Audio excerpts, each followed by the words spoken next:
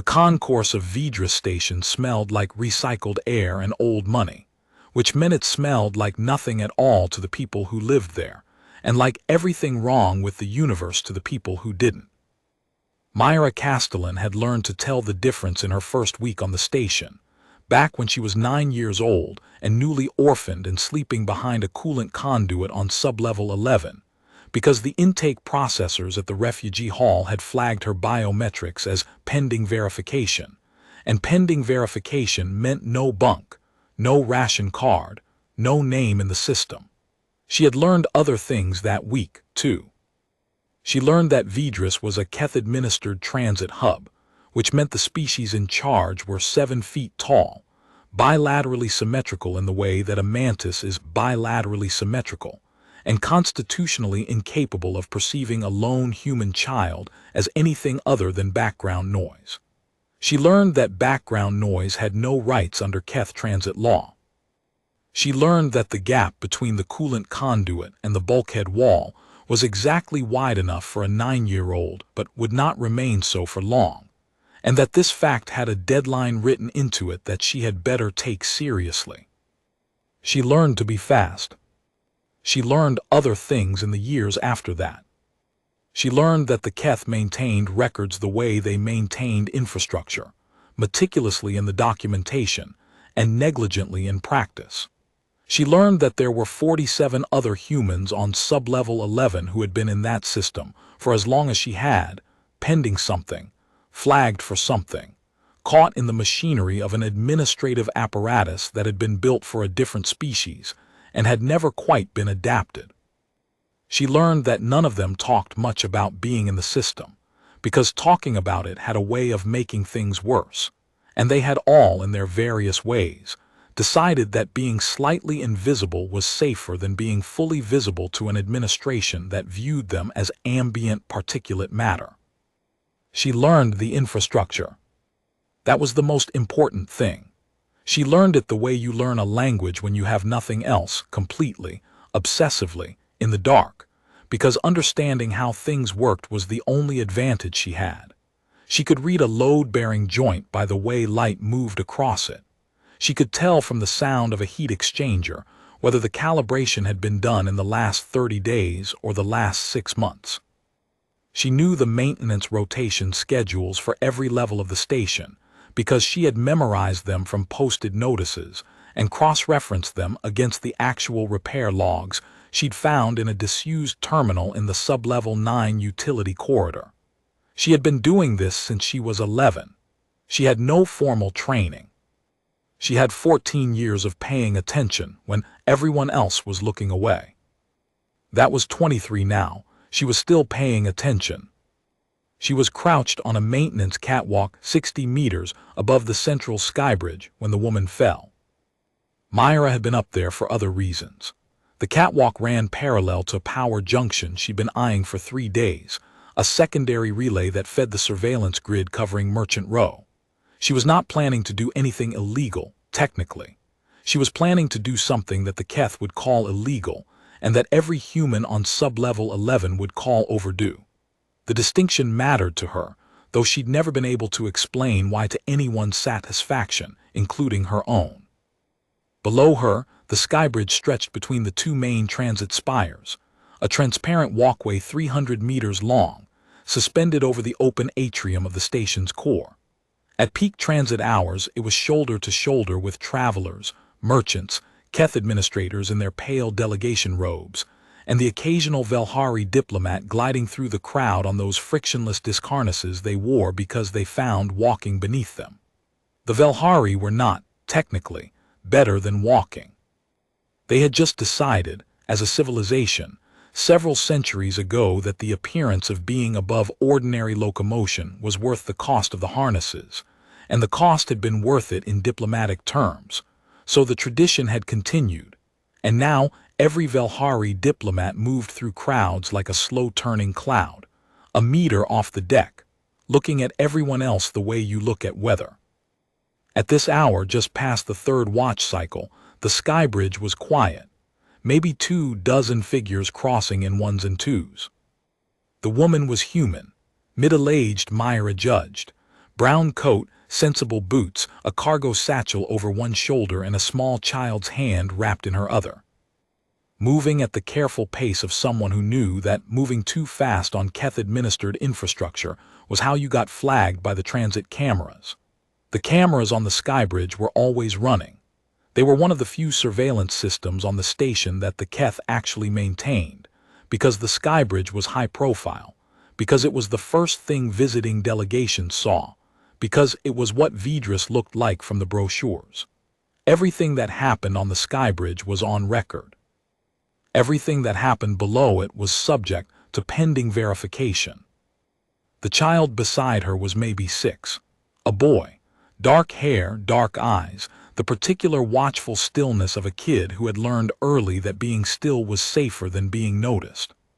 He was looking up at the bridge's arching struts instead of where he was walking, the way kids do, cataloging the shapes of things with the systematic curiosity of someone who does not yet know that most adults stop doing this around age 10 and never start again. Myra saw the panel before anyone else did. She saw it because she'd spent 14 years learning to read infrastructure the way other people read faces. The stress fractures in a load-bearing joint, the hairline separation in a floor panel seal, the particular way a Keth maintenance crew patched something improperly and then filed the patch as complete. She saw the floor panel on the east lane of the Skybridge buckle inward by perhaps 4 millimeters in the moment before the woman stepped on it. 4 millimeters that nobody walking normally would register. 4 millimeters that meant the seal beneath had already failed, had probably failed weeks ago, had probably been on a maintenance report somewhere that had been filed and queued, and had not yet reached the stage of being addressed, because addressing things was not the part of the Keth administrative system that worked well. She opened her mouth to shout. The panel gave. Not all the way, not catastrophically. The Keth had engineered the Skybridge with redundancies. Of course they had. The Keth engineered everything with redundancies. They just didn't maintain the redundancies because maintenance was contracted to the lowest bidder. And the lowest bidder was always a Keth sub-admin office that existed largely on paper, and employed 3 beings who were related to the contracting officer, and who had between them limited practical experience with the specific mechanical systems they were contracted to service. The panel tilted rather than collapsed. The woman's foot went through to the ankle. She went down hard, twisting, and the cargo satchel swung and struck the boy and sent him sprawling 3 feet away. The woman's free hand caught the lip of the hole, and she hung there, half through, her legs somewhere below the floor of the Skybridge in the gap between the deck and the structural frame, which was dark and cold, and not designed to accommodate a human leg at any angle. She made a sound, not a scream, more like a word she couldn't finish. The Skybridge was not empty. Myra counted from the catwalk, 4 Keth administrators, 2 Velhari, a cluster of what she thought were Orvesi traders, maybe 5 or 6 of them, moving together in that way Orvesi moved when they were between transits and on someone else's schedule.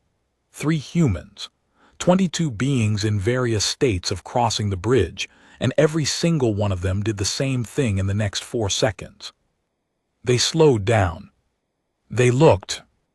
They found something more important to look at, or they calculated the cost of involvement, or they simply continued walking at a pace that took them past the woman and the boy and around the buckled panel and away. Because getting involved with an infrastructure incident on a Keth-administered station meant forms and holds and potential liability classification, and the Keth Transit Authority had a well-documented history of reclassifying witnesses as partial fault parties if it helped close a case faster, and nobody wanted to be a partial fault party, and everyone had somewhere to be. The Velhari didn't stop because Velhari did not acknowledge the existence of structural failures in Keth construction. It was a diplomatic convention, a professional courtesy, the same logic by which they didn't comment on the food at official dinners even when the food was terrible. Acknowledging the failure would imply a standard against which the failure could be measured, and implying a standard was a form of critique, and critique was what happened when diplomacy had already failed. The Orvesi didn't stop because the Orvesi were on a schedule, and their contracts had penalty clauses, and the margin on this particular transit was thin enough that 30 minutes standing on a bridge waiting for emergency services would push the delivery window into the next penalty tier. And when you ran the math on it, 30 minutes was 30 minutes regardless of the circumstances that produced it. The Keth administrators didn't stop, because stopping would mean acknowledging that a maintenance failure had occurred on their watch and on a high-profile installation, and acknowledging that was a career-ending infraction under the 6th article of the Keth Administrative Code, Section 7, which established that an administrator's proximity to an infrastructure failure constituted supervisory responsibility for that failure, unless the administrator had maintained documented non-awareness of the failure. And walking past it and not stopping was the most efficient way to establish non-awareness. The 3 humans who passed. They looked longest, that part was the worst. They looked longest and then they looked away, and Myra watched them do it, watched the specific moment when each of them decided, and she filed it in the place where she kept things that she didn't intend to forget. She was already moving. She hit the catwalk ladder at a full run, went down it wrong-handed, 3 rungs at a time, and dropped the last 2 meters onto the service corridor below. The drop jarred her knees, which she noted and ignored. The corridor connected to the Skybridge at the East Maintenance Access, a panel she'd already cataloged, already knew the override sequence for, had spent 3 weeks ensuring the hinges on were oiled and silent. She was through it in 12 seconds. She was on the bridge in 15. The woman had stopped making any sound at all. She was still conscious. Myra could see her hands moving, the small, ineffectual grip on the panel edge, the white-knuckle hold of someone who was maintaining their grip through will rather than strength. The boy had crawled back to her. He was 6 years old, and he was sitting on the floor of the Skybridge with his mother's hand in both of his, and he was not crying, and that was the thing that would stay with Myra for the rest of her life. He wasn't crying. He was just holding on, with the particular ferocious stubbornness of someone who has decided that holding on is the only job that matters right now, and has decided to be very good at it. He looked up when Myra dropped to her knees beside the panel. Brown eyes, a face that had done a lot of growing up in the last 30 seconds. "My dad," he said, his voice was remarkably steady. "My dad can fix this, he knows how, if someone just tells him." Myra put her hand over the boy's and said, "I know how too," and then she looked at the panel. It was worse than she'd expected and better than she'd feared, which was the standard operating condition of every infrastructure problem she'd ever solved in 14 years of solving them.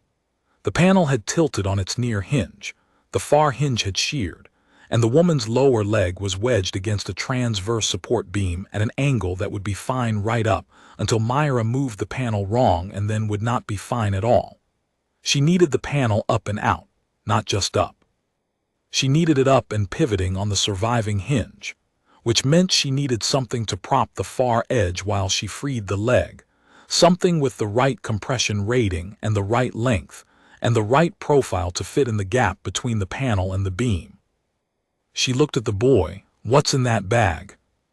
He looked at the cargo satchel, which had landed 3 feet away when he'd been knocked down. "Mum's tools. She fixes things." "What kind of things?" "Ventilation stuff, air scrubbers. She goes into the ducts." Myra almost laughed. Of course it was ventilation. "Open it for me, can you reach it?"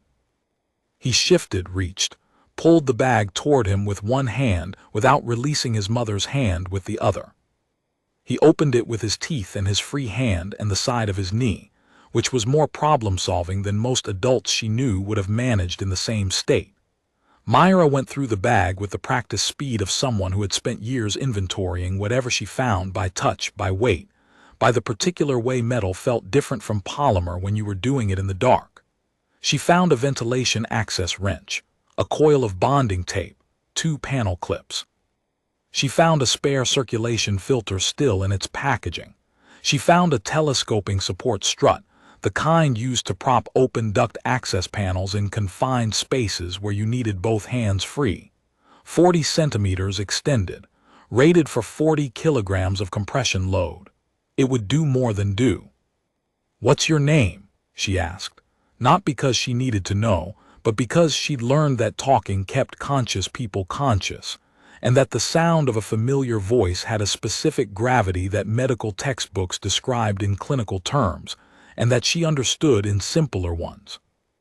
"Eli," the boy said. "Is your dad on the station, Eli?" "Level 4, he's doing a shift at the atmospheric plant. He does maintenance on the air systems. He's good at it." "I believe you. Here's what I need you to do. I need you to keep holding your mom's hand exactly like you're doing. Don't let go, don't shift your grip. Can you do that?" "Yes." "And I need you to count out loud for me. Count to 20 and then start over." "Can you do that too?" "Why?" "Because it helps me think." It did not help her think, but he started counting, and she could hear his mother's breathing change slightly at the sound of his voice.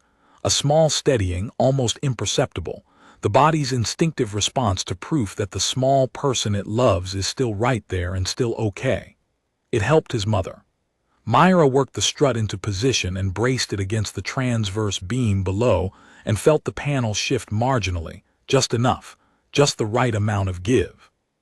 Then she got her hands under the woman's arms and pulled, steadily, at the angle the joint required, and the woman came up with a sound she wouldn't remember making, and a leg that was intact, miraculous and intact, bleeding through the trouser fabric but intact, nothing structural wrong, a deep gash from the sheared panel edge and a bruise that was going to be remarkable by morning, but was, in the only terms that mattered right now, a leg that was still part of her. Eli stopped counting at 14. "She's okay," Myra said. "She's okay, keep counting." "She's okay," he repeated. He wasn't counting anymore. He was just saying it like if he said it enough times the math would stay that way, like saying it was a form of holding on. Myra sat back on her heels on the floor of the Skybridge and looked at the gap she'd made larger pulling the woman free, and then she looked at the crowd that had somehow formed at a respectful distance in the time it had taken her to do this. 12, 15 beings, watching now, not before, not during. Now when it was done, when there was something safe to witness, when the risk had been reduced to something manageable, and the outcome was already determined, and the cost of proximity was essentially zero. They watched now with the particular attentiveness of beings who had decided, retroactively, that they had always been paying attention. She looked at them for a long moment. Then she took a strip of foil tape from the toolkit, marked the panel gap with it, and pulled out her comm unit and filed a maintenance report with the Keth Transit Authority, which she was not technically authorized to do. She filed it under a contractor ID she'd borrowed 3 months ago and not yet returned, from a mechanical contractor who'd done a ventilation job on sub-level 9 and left a toolkit behind, and whose credentials she'd been meaning to return ever since and had kept forgetting, which she now recognized had not been forgetfulness exactly. The report would sit in a queue for 6 to 8 hours and would probably result in someone being assigned to stand next to the gap holding a flag, because that was how the Keth handled infrastructure complaints, with flags and queues and forms that acknowledged the existence of a problem without committing to any specific timeline for fixing it. She helped the woman to the nearest bench.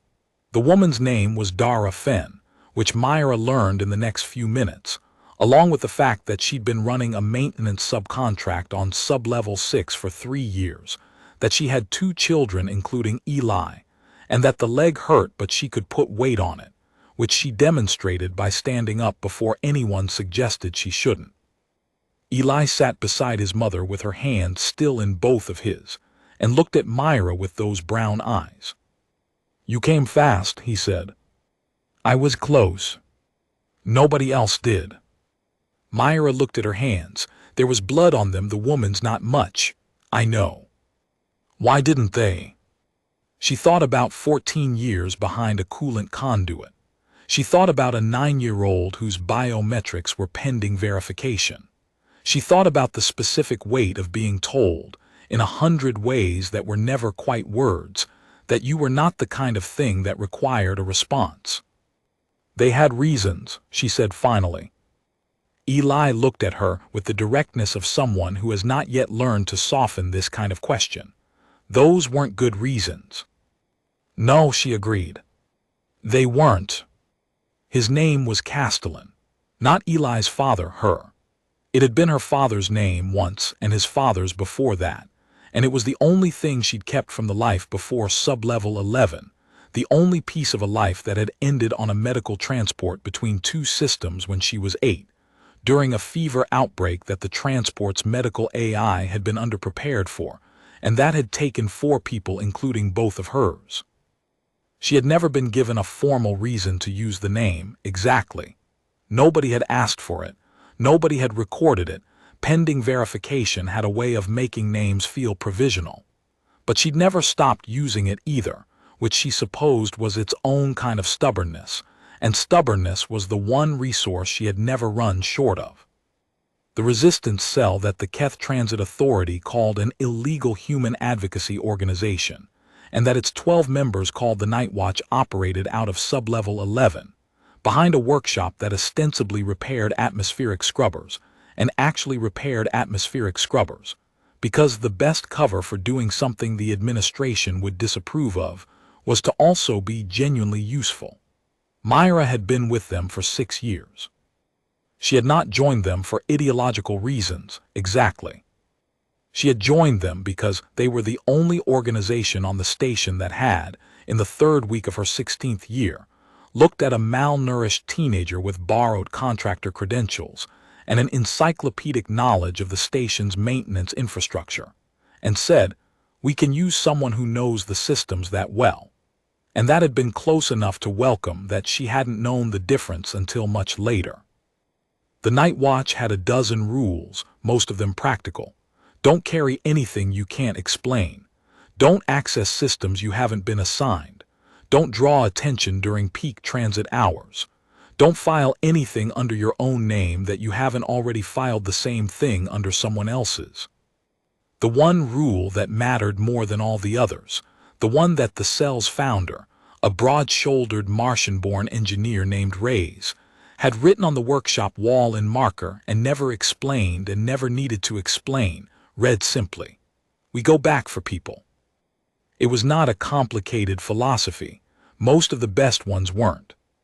The Keth administrator who ran the Transit Authority's Human Compliance Division was named Viketh Saul, and he had held the position for 11 years, and in those 11 years he had developed a management philosophy that could be summarized as follows.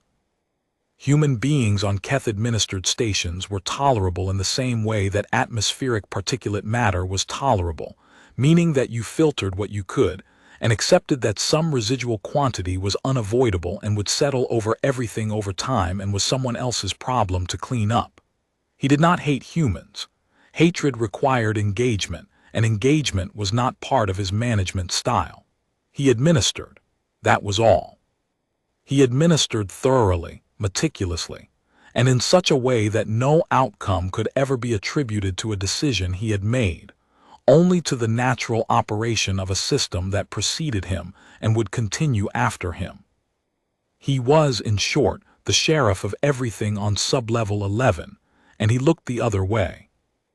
He looked the other way when the Night Watch filed incident reports about human workers being docked pay for infrastructure failures they hadn't caused.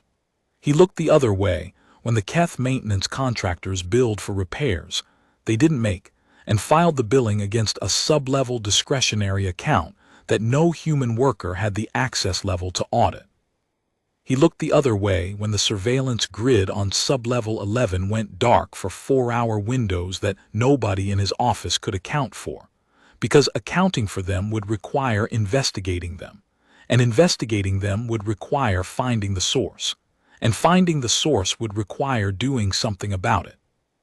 He looked the other way so consistently and so professionally that looking the other way had ceased to be a choice and had become a condition, a default state, a kind of administrative blindness that was comfortable for everyone except the people he was pretending not to see. He started looking again the night after Myra pulled Dara Finn off the Skybridge floor. She didn't know this until Reyes told her at second watch, sitting in the workshop with a mug of something that was not technically coffee, but occupied the same emotional space and served the same function. Reyes had a contact in the Transit Authority's Records Division, not a planted agent, just a Velhari clerk who thought Reyes owed them money for a fuel arbitrage deal that had gone sideways 18 months ago, and who checked Reyes's name in the system periodically to see if there were attachable assets that could settle the debt without an awkward conversation. The clerk had reported that Reyes's name had appeared in a compliance query cross-referenced with the maintenance report Myra had filed from the Skybridge. The contractor ID she'd borrowed. "How bad?" Myra asked. Reyes turned the mug in her hands. She had a way of not looking at you when she was about to tell you something difficult, which Myra had learned early was not evasion but consideration. She was deciding how to say it. "They flagged the ID. They'll trace it back to the original contractor within a day. The original contractor will say it wasn't them. And then they look for whoever used it." Reyes set down the mug. "The camera coverage on the East Maintenance access is offline. We handled that 3 months ago, but the Skybridge cameras were running. They have your face." Myra sat with this. She thought about the boy, his steady voice counting. The way he'd said, "My dad can fix this," with a certainty that wasn't bravado and wasn't naivety, but was something simpler. The particular faith of a child in the competence of the people they love. The uncomplicated conviction that the world contains people who know how to fix things, and that those people, when needed, will show up. She thought about how she'd said, "I know how to," not to reassure him, but because it was true. She knew how. She had always known how. The knowing was the only thing she'd been able to build in 14 years, on a station that had never quite admitted she existed. "We need to move faster on the relay," she said. "Myra, we've been talking about the relay for 3 months. If they have my face, the timeline just changed." Reyes was quiet for a moment. The workshop hummed around them, the actual scrubbers cycling, the ventilation fans, the soft percussion of the station's infrastructure doing what it did. "The relay takes the surveillance grid down for 6 blocks. That's not just protection for us. That's every human worker on sub-level 11 off the grid for however long the reset takes. I know what it does. It also tells Vikath Sul that someone knows exactly which nodes to hit. He'll know it's organized. He'll know it's organized either way when he gets the maintenance report back." Reyes looked at her for a long moment. She was 11 years older than Myra, or possibly 12, with the kind of face that had been tired for so long the tiredness had become structural, load-bearing, part of how she held herself up. "You pulled a woman off the bridge floor in front of 22 witnesses. I know. And you want to talk about why, or you don't." Myra said nothing. "Because the version of you I met 7 years ago," Reyes said carefully, "would have filed the report from the catwalk, would have found an anonymous way to get emergency services moving, would not have gone down there herself in front of the cameras in front of everyone. The version of me you met 7 years ago watched 3 humans walk past her." The workshop was very quiet for a moment. "That changes things," Reyes said finally. "It changed things 14 years ago," Myra said. "I'm just done waiting for the change to mean something. There is a myth among the species of the Keth-administered territories about the interval between death and the next thing. The Keth call it the Veil Walk. The Velhari call it the Gray Between. The Orvesi don't have a name for it because the Orvesi are pragmatists who don't invest in afterlife mythology when the current life has this many variables. The humans on sub-level 11 called it nothing, because most of them didn't know the myth existed. but in the various religious traditions that 13 billion humans carried across 30 star systems, there were 100 names for the same interval. The place between things, the hollow moment, the dark that isn't permanent and the light that isn't guaranteed, the space where what was owed was counted and what was taken was measured, and where those who had been left to fall were given, once, the chance to choose what they became. Myra did not believe in the myth. She believed in the relay junction on level 3 and the 4-minute window on the guard rotation and the weight of the bypass tool in her jacket pocket, which was exactly 340 grams, which she had carried for 8 months waiting for the conditions to be right. She believed in Saul Finn, who had called her at first watch to ask if things had gotten harder and who had, upon being told that they had, said, "I have a friend at the atmospheric plant who knows the maintenance schedule on the Keth security nodes," and offered this information, the way people offer the only useful thing they have, simply and without ornament, with no expectation of anything in return beyond the act itself being useful. She believed in Eli Finn, who had held on. The relay junction was on a service walkway above the level 3 transit corridor, accessible through a maintenance hatch that Myra had been oiling the hinges on for 3 weeks, visiting it on different schedules at different hours, so the pattern wouldn't read as reconnaissance to anyone reviewing transit movement records. The junction looked like every other junction on the station, a gray housing the size of a cargo crate, covered in the Keth's characteristic layered circuitry, annotated in their script. She had spent 3 months learning to read that script, not fluently, enough to understand which annotation indicated which function, which label meant primary routing and which meant redundant failover, which sequence of symbols meant interrupt here, and which meant do not interrupt here under any circumstances. She had taught herself by studying the junction for 30 seconds at a time, always during a task that gave her a reason to be in that corridor, always with something else in her hands, always as part of a pattern that looked like ordinary maintenance work. The Keth surveillance systems were good at detecting anomalies. They were less good at detecting people who had made themselves indistinguishable from the background. She had been very good at being background since she was 9. The bypass took her 90 seconds. She'd practiced it on a salvaged housing she'd assembled from parts across 6 months, until she could do it by feel in the dark with her hands slightly shaking, which they were, which she noted with the detached interest of someone who has made peace with fear as a physiological condition that doesn't get a vote on what the hands do. She pulled the relay. 6 blocks of surveillance grid went dark. What happened in those 6 blocks in the 3 hours before the Keth reset the grid was not dramatic from the outside. No explosions. No speeches, no moments that would look like anything in particular on the transit authority's incident logs, because they weren't on the incident logs, because the whole point was that they weren't. 12 people who had been invisible became slightly less invisible, in ways the Keth wouldn't notice or couldn't measure, in ways that would only become apparent later, when the accumulation of small changes reached a threshold that nobody had been watching for because nobody had thought to. Documents transferred. A worker whose pay had been docked for a maintenance failure he hadn't caused.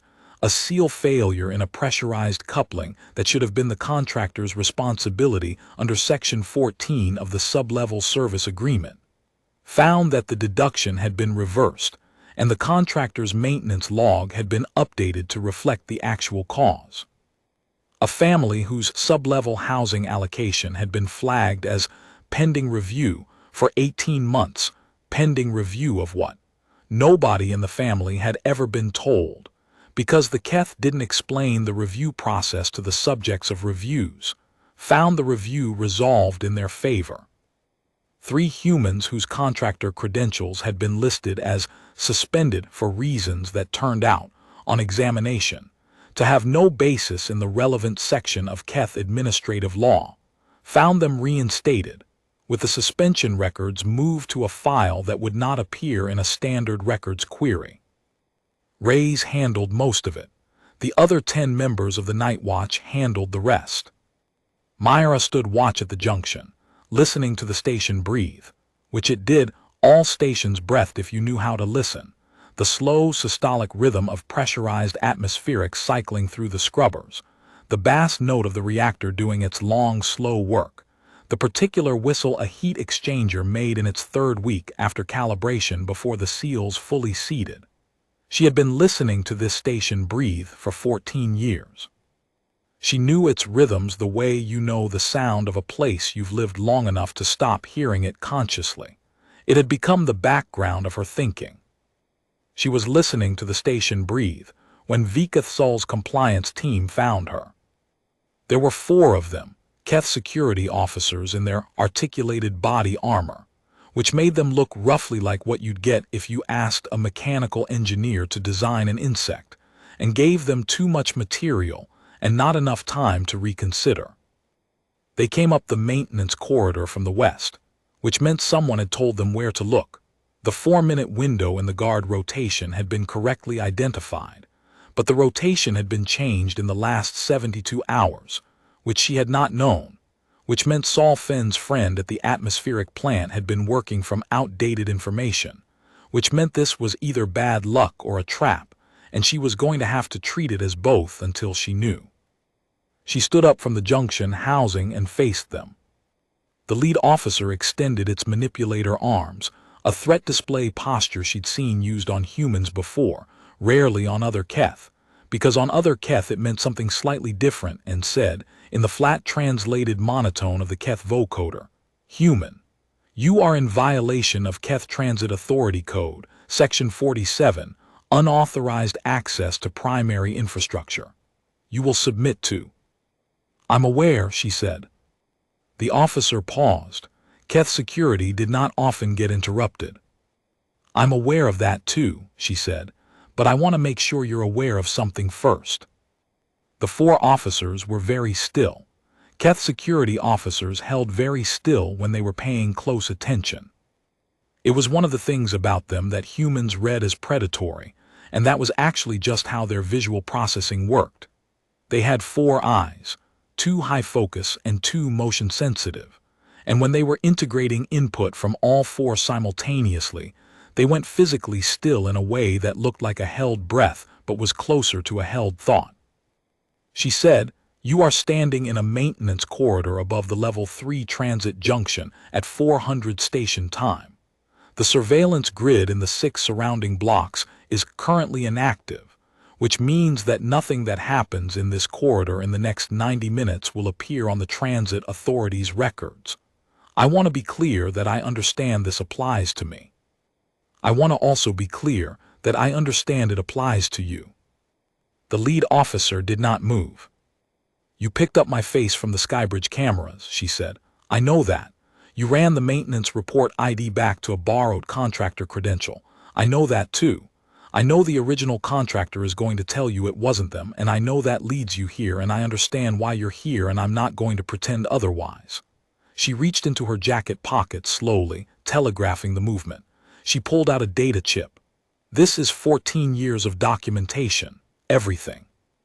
The falsified maintenance billings, the suspended credentials that weren't legally suspended under your own Section 30 of the Administrative Code, the pay deductions for infrastructure failures that should have been contractor liability, the housing reviews that were never completed, the intake records that were never finalized, the pending verifications that have been pending since before some of these people's children were born." She held it between 2 fingers. "I have the original records. I have the falsified versions. I have the metadata showing when the falsifications were made and under which administrator accounts. It is organized, sourced, and ready to file with the Galactic Transit Oversight Commission's Human Welfare Division." She paused. "I can do that in 40 minutes from here, even with the grid down, because the Commission has an emergency filing channel that bypasses local infrastructure. I know this because I found it 7 years ago, and I've been waiting to use it." The lead officer was very still. "Or," she said, "you walk back down that corridor and tell Viketh Sol the maintenance access was clear, and in 6 months, none of this is your problem anymore, because Viketh Sul will have moved to an administrative review position, and someone else will be running human compliance, and whoever that is will have a much cleaner record to worry about, and will have no particular reason to look at this corridor or this junction or me. The lead officer said nothing. She added because it was true and because it needed to be said, and because she had been holding it for 3 days and it was heavy. I pulled a woman off the floor of the Skybridge. Her leg was through the deck plate. She was hanging by her hands. Her son was 6 years old and he was sitting on the floor next to her holding her hand and counting out loud because I asked him to. She looked at the lead officer steadily. She was not angry exactly. She had gone somewhere past angry around the age of 12 and had never quite found her way back to it. She lived somewhere past it now, in a territory that was calmer and more permanent and harder to move from. 22 beings walked past them.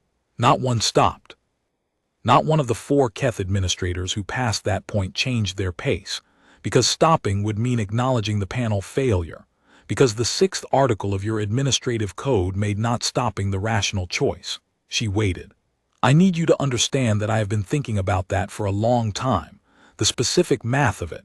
How many beings have to walk past someone before one of them stops, whether there's a threshold, whether the number is species specific, whether there's any species in this station for which the number is 0. The lead officer said nothing. I think there's a threshold for most species, she said. I think it's just higher than it should be, and I think the administrative structures we build have a tendency to push it higher. I think for humans, she stopped. She thought about Eli's hands. She thought about the specific weight of a small person deciding that holding on is their job. I think for humans the threshold might be 1. I think one human making the move is enough to change what the next human does. I think that's either the best thing about us or the most inconvenient thing about us, depending on which side of the math you're on. The lead officer said, in the vocoder's flat tone, "What is your name?" She told it. The officer was still for a long moment. Then it turned and walked back down the corridor, and the other 3 turned and followed, and she stood at the junction and listened to the sound of their armor on the maintenance grating until it diminished and then was gone. She stood there for a few more minutes after that, listening to the station breathe. Then she filed the maintenance report with the Commission's emergency channel anyway, because she'd said she had it and she wasn't going to pretend she didn't, and because 14 years of documentation deserved to exist somewhere other than a chip in her pocket. She filed it in full, every record, every discrepancy, every falsified billing and pending verification and suspended credential and incomplete housing review. All of it, time-stamped, sourced, cross-referenced. She had the grid back up by 600. Saul Finn came by at first shift with Eli beside him, the boy still wearing that old-eyed stillness, and handed Myra a small package wrapped in maintenance tape, which she found charming in a way she couldn't have explained. Inside was a ventilation strut, telescoping, 40 centimeters extended. "The one from the bag," Saul said. "Dara said you should have it. She said you'd know what it means." Myra held the strut. It was exactly 340 grams, give or take, which made it heavier than the bypass tool she'd been carrying for 8 months and lighter than everything else she was carrying. Eli looked up at her. "Are you okay?" he asked. She thought about the Keth officer's back disappearing down the corridor. She thought about the file sitting now in the Commission's records, immovable, documented, existing. She thought about the relay junction, dark and then lit again, 6 blocks of station breathing freely for 3 hours. "Getting there," she said. He nodded. He seemed to find this acceptable. He had the quality, she noticed, of accepting incomplete answers without dismissing them, filing them away, saving them for later, trusting that the rest would come. It was a good quality to have. She wondered when he developed it and whether it had cost him something, and decided not to ask because some costs were private. The formal complaint filed with the Galactic Transit Oversight Commission 3 weeks later was not filed by Myra. It was filed by a coalition of 18 human workers on sublevel 11, under their own names, using credentials that were, for the first time in most of their time on the station, fully valid and fully documented and fully unreversible, because the Commission's records, once filed, could not be amended by a local transit authority. The complaint cited 17 specific violations of the Keth Administrative Code's Infrastructure Liability section, 23 incidents of improper pay deductions, and 1 incident of infrastructure failure on the concourse Skybridge that had been inadequately responded to and improperly documented, and which had resulted in a human worker sustaining a preventable injury.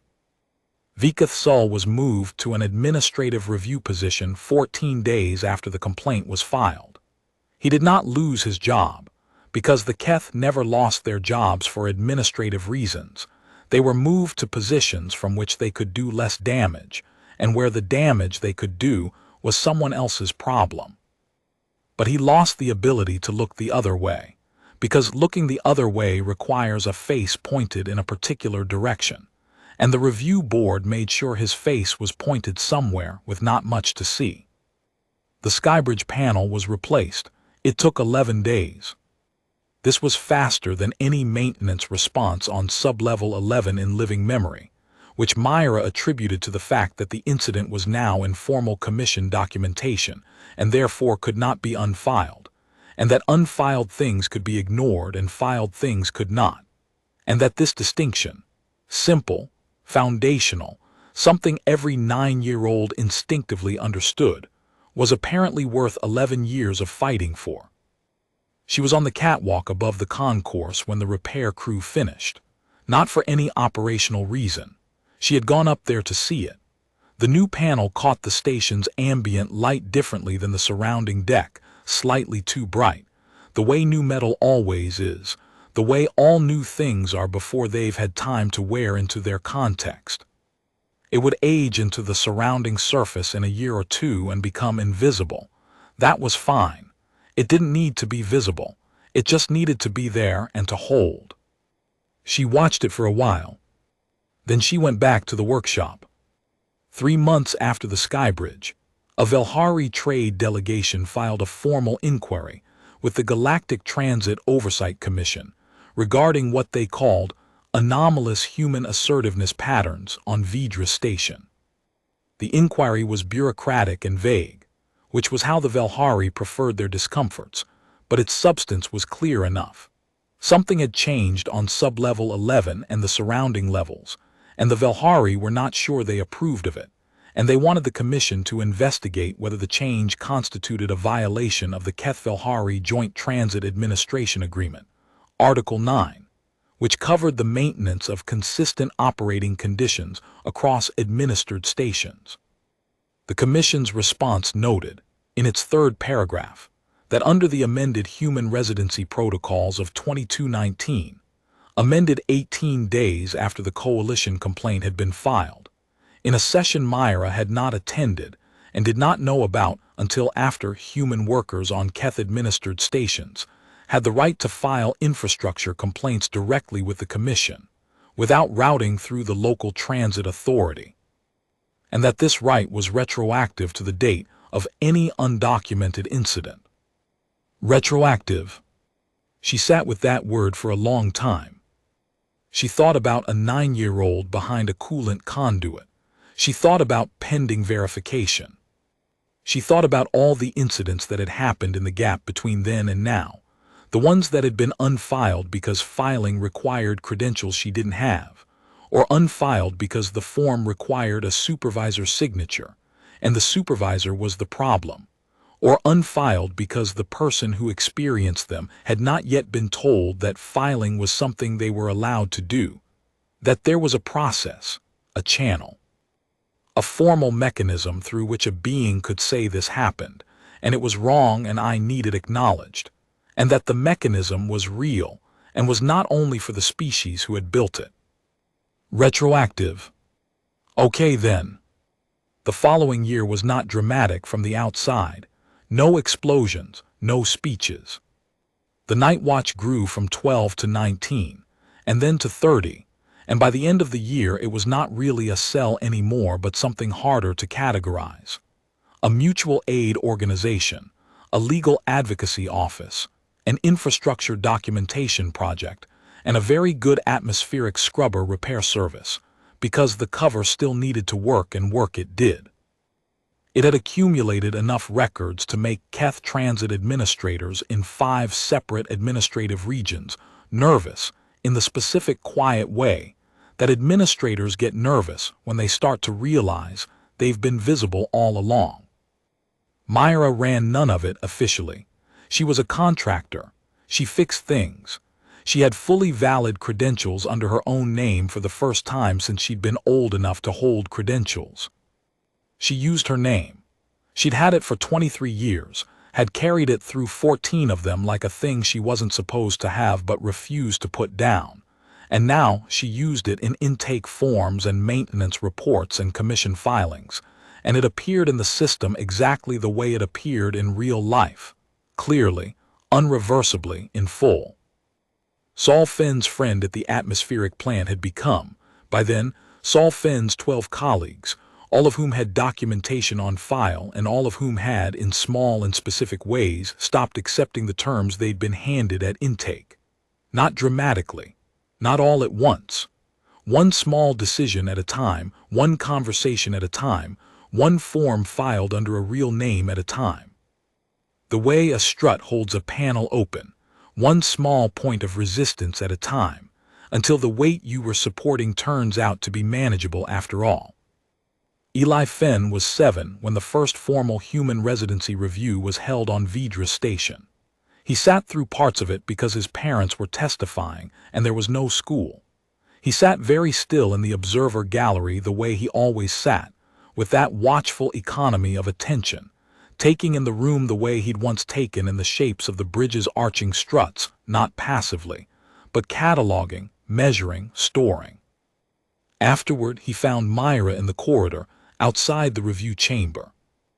"They kept asking about you," he said. "In there, they kept using the word catalyst." "That's a word for something," Myra said. "They mean you. I know what they mean." He was quiet for a moment, this 7-year-old who had learned too much too fast and was still figuring out what to do with it. Then he said, "Why did you come down, from the catwalk, when nobody else did?"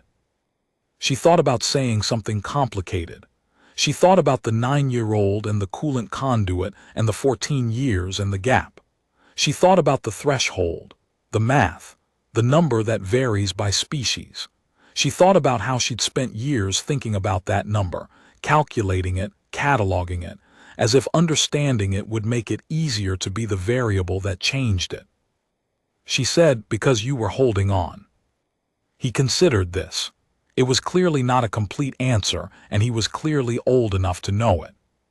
But he was also young enough to let it stand, to file it away for the years when he'd have more to compare it to. "Okay," he said. "Then when I said my dad can fix it, on the bridge, I remember. I didn't know if it was true.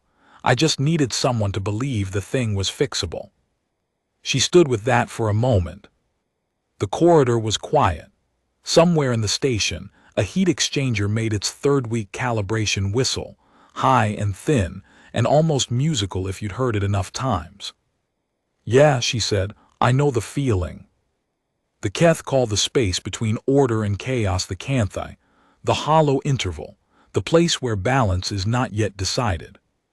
Every Keth child is taught that the Canthi is dangerous, and that the proper response to it is administration, documentation, the careful imposition of structure on the interval before the interval can impose itself on you. The Velhari call it the gray between and rise above it on their discarnases, as above it as possible, treating the gap as something to be avoided rather than inhabited. The Orvesi don't have a word for it because the Orvesi believe the interval between order and chaos is simply where commerce happens, and where you make the deals you can't make when everything is settled. Humans, as a rule, do not have a word for it either. Humans, as a rule, tend to live in it. That was the thing the Keth Administrative Review Board, and the Velhari trade delegation, and the 14 other species whose formal inquiries arrived over the following 6 months, all asking variations of the same question, could not quite account for in their models. Not the assertiveness, which was quantifiable. Not the documentation, which was comprehensive. Not the network, which was traceable to specific individuals and relationships. Not even the legal filings, which were meticulous and technically unimpeachable, and which their own counsel had examined and found, despite significant effort, to be correct. The thing they couldn't account for was a floor panel buckling 4 millimeters, and one person on a catwalk deciding the distance between there and here was not as large as it looked. They built models. They ran projections. They asked, in the professional language of interstellar administration, what the threshold had been, what the minimum effective intervention was, what the smallest possible action looked like that could have been the beginning of this. The answer was, a woman fell and one person helped. That was it. That was the whole origin story. That was what all the inquiries and models and impact assessments traced back to, ultimately, when they were honest about it. One moment on one bridge, one person moving while everyone else was calculating the cost of moving, and a 6-year-old on the floor whose conviction that things were fixable had been, without his knowing it, the only convincing argument made that night for the entire project of humanity insisting on being visible. Myra Castellan fixed things for another 30 years on Vidra Station and 3 other stations after it. She never held a formal title. She held contractor credentials, fully valid under her own name, renewed every 2 years at the standard rate with no pending reviews and no suspended flags and no anomalies in the system. She fixed ventilation systems and relay junctions and structural panels and, occasionally, situations that were not technically classified as structural, but which nevertheless required knowing where to put the prop, how much pressure to apply, and when to let the weight redistribute on its own. She kept the strut until it was too worn to extend reliably, and then she kept it in a drawer in the workshop. Under a loose panel she'd retrofitted herself, in a gap just wide enough for a telescoping strut, and a few other things she didn't need to look at every day but didn't want to lose. A scrap of the original foil tape from the Skybridge gap. A data chip that was now a copy of a filing that was already on record in 3 commission archives. A folded piece of paper with her own name written on it in her own handwriting, which she had done at 16 when she wasn't sure yet whether having a name meant she had to keep proving she deserved it. She had decided eventually that she didn't, that names weren't earned, that you just had them, and what you did with them was a separate question. The myth says the ones who walk through the interval come out changed, burned clean. The Keth say the veil walk strips away everything that was provisional and leaves only what was essential.